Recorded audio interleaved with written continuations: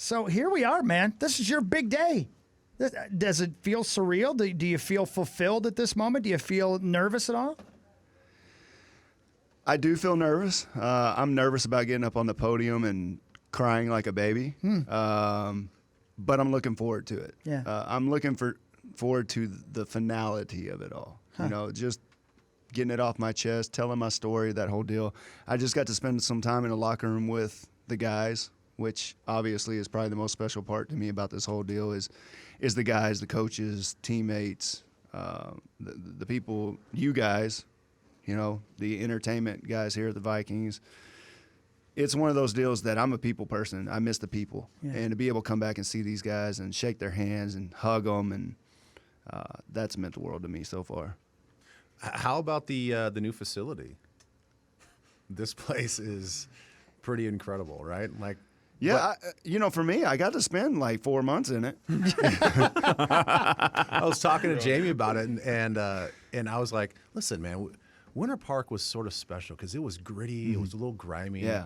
Like this doesn't feel like football. It was true blue collar. It was true blue collar. Yeah, it was like, we don't have the best weight equipment, but we work hard. Yeah. Who needs to see the sun?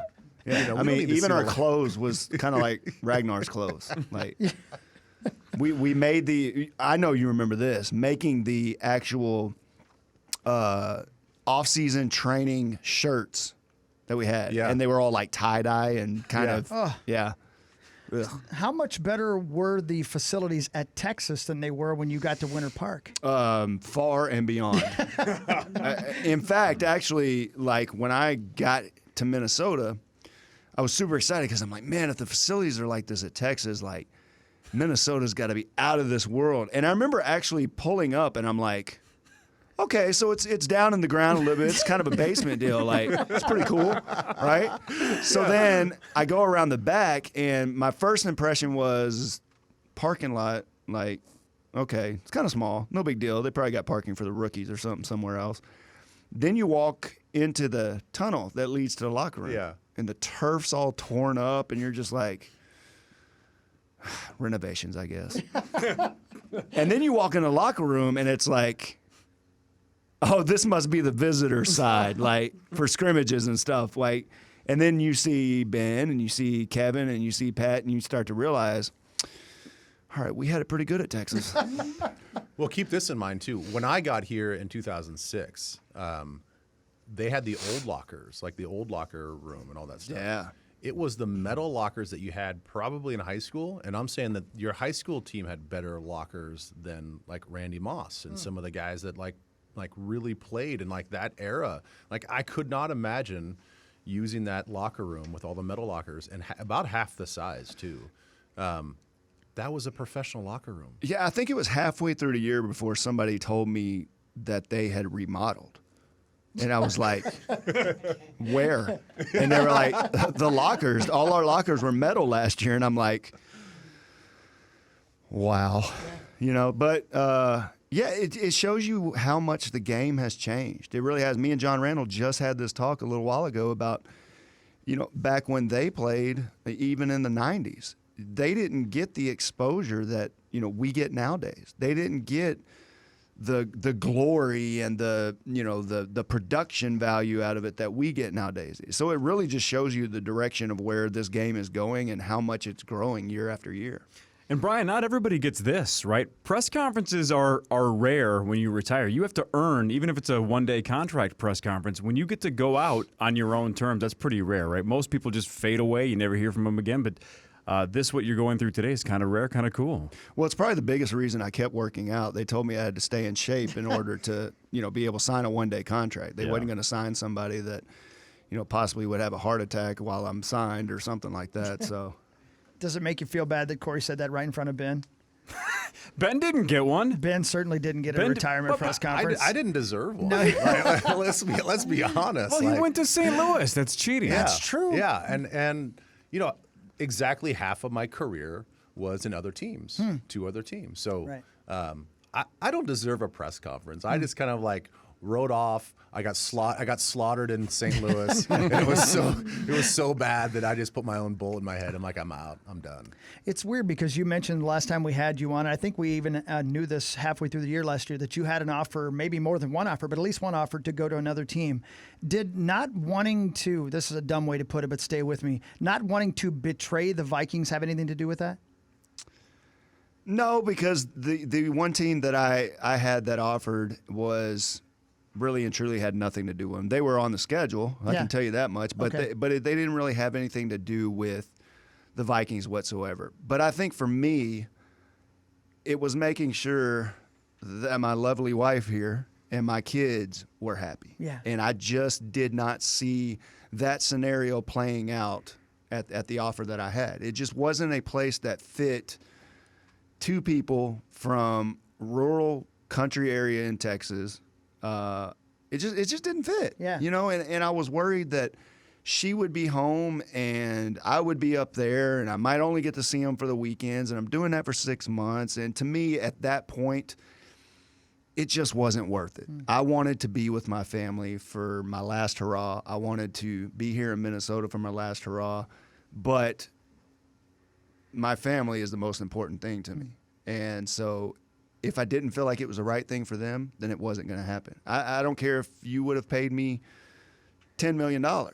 If she wasn't going to be happy and my kids weren't going to be happy, I would have turned it down. She just She probably would have told me no. She's saying, take that money. Don't be dumb. Buy another fishing boat. Yeah. Minus the fishing and your family, what's the one thing in retirement that you find me like, man, this is cool that I get to like do this and not have to worry about, having to like, keep in shape or having to like, you don't He's saying he's not in he's shape letting anymore? himself go. No, but you There's know no what I mean? I doubt, don't yeah. mean like that, but like just something fun that you get to do now that you're retired. You know, it's funny. I still get up every single day. You can ask her. I get up every single day and I go work out. It's the first thing I do. Why? I don't know.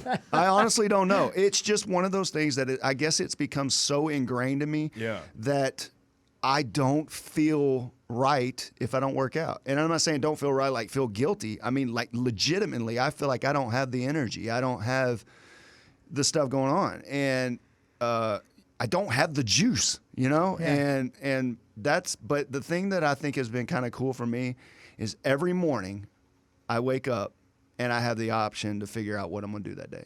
I wake up every morning, I'm like, what am I going to do and where am I going to go today? And to me, that's special because if I want to spend all day with my boy, I can do that. If Yeah. I want to spend all day watching my wife clean stalls because I know it gets on her nerves and I just want to mess with her, I can do that. Yeah. And to me, that's I guess kind of the fun aspect of the retirement. I can tell how emotional you are right now. Are you surprised by that? I'm trying to get through this day Yeah, no, I'm sure. without crying as much as possible. I think the thing that was, going back to the press conference deal, the thing that was important to me was I wanted to tell my story. I want to get up on that podium and tell my story about what brought me here.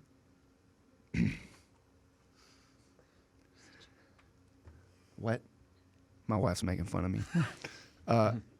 What brought me here, what drove me through the years, what will always ring true for me here. I want to be able to tell that story. And so that's what I'm looking forward to, and I'm probably going to be a wreck up there.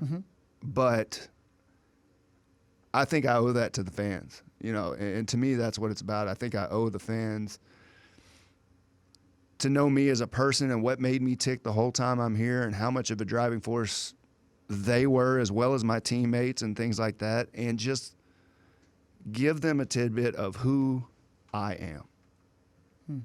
Can you give us real quick you don't have to go into the whole thing because I don't want to steal the words out of your mouth before you get up on the podium, but if there was one thing that was a driving force, what was it? Well, I think over the years it changes because your life changes. Early on for me, it was trying to be the best. And I think for all of us, that's what it is. But, one thing I can say that was never a driving force for me was money. Ben, you've been around this game long enough. There's a lot of guys that their sole purpose of playing this game is to make money.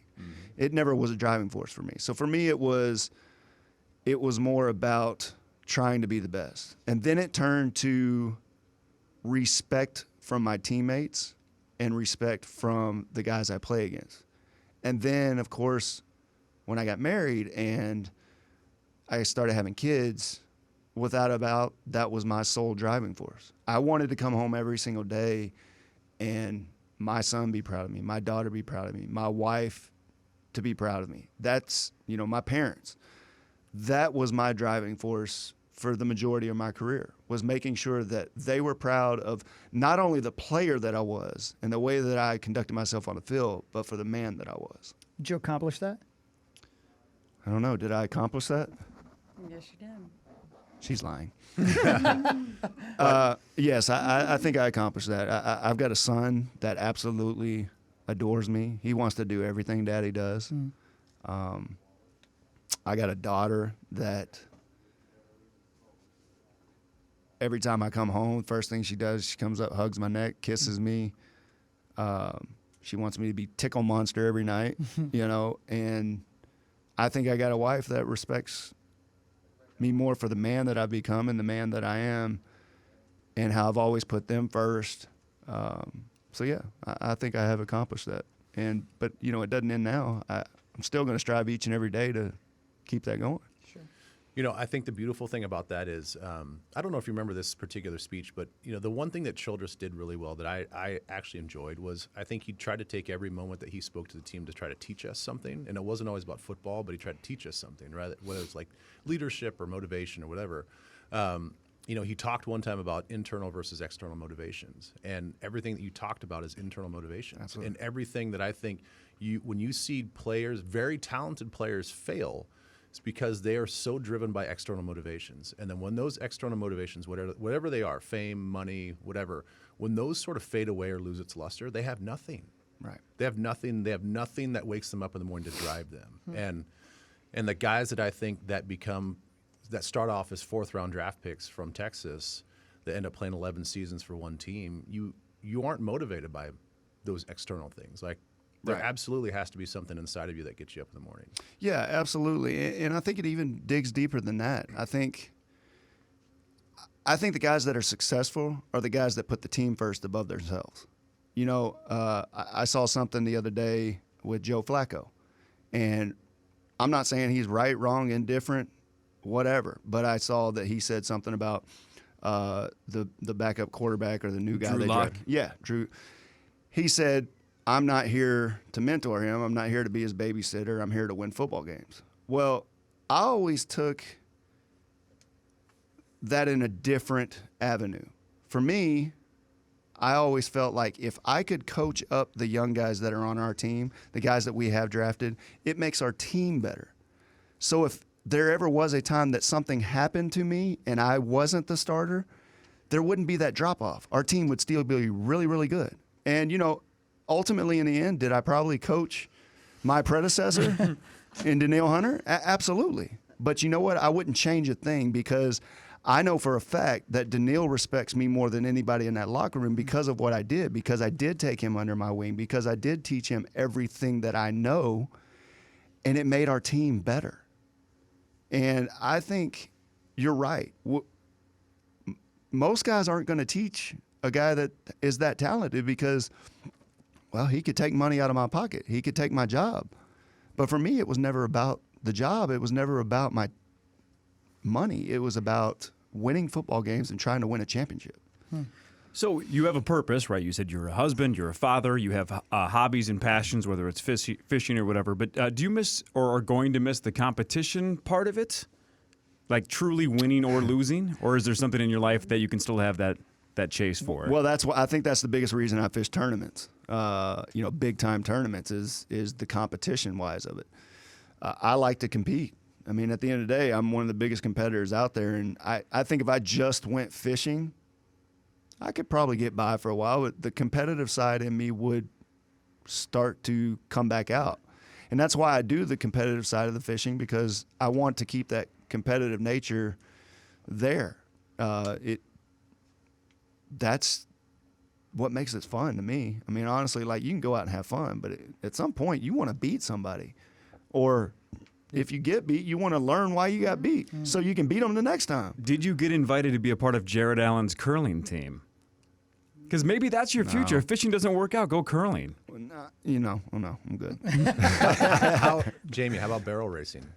Could you put him on one of your horses? Oh, absolutely not. Obviously. He is 100% scared of horses.